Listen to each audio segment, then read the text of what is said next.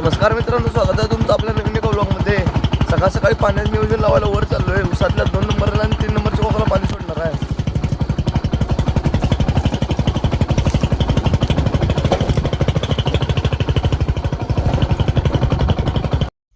केलो बघा दोन्ही कॉक चालू.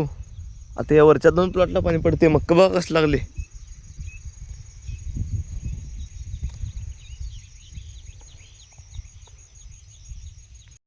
मित्रांनो, आंघोळ पाणी आवरून समजूसोबत चालू आहे आरगीला.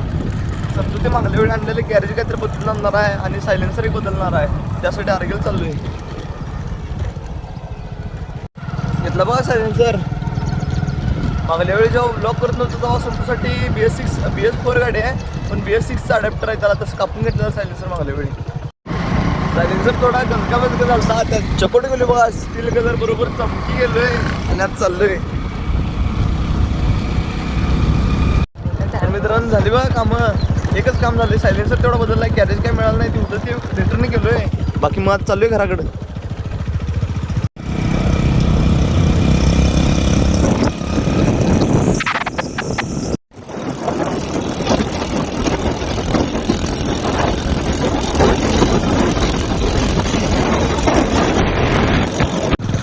काढलेलं सायलेन्सर लपवत आला नाही. बरं काय सगळ्यांनी दिसायला लागलं. सगळी तोंडाकडे बघायला लागल्यात. लपवत म्हणजे काहीतरी म्हणते असेल त्याला. इथं कुठं तर लई आहे. काका घरात असली तर बद्दल सेवा देतात. अलवा घरापाशी आत्ता हेलिकॉप्टरसाठी ओरिजिनल माल घेऊन आली. ओरिजिनल टाकी बुशिंग. मागल्या वेळी जरा चुकी चालते, पण ह्यावेळी अंड्यात ओरिजिनल झालं बघा. एकतरी विषय ओके. बुशिंग बसून झाली. त्याला कापून तुकडं करून घातलं. कसं तरी केले, बरं केले फिट. आता हालत नाही जरा सुद्धा. आवाज तर येत नाही कडमाड. बाकी मग आता अजून काम नाही ते म्हणजे जी बुशिंग गेल्यात, तिथल्या हँडल बेअरिंग गेल्यात. मग याला सेंटर बोल्ट नुसता आवळायचा आणि राहते का बघायचं. गाडीचा बऱ्यापैकी साऊंड तर कमी आला आहे.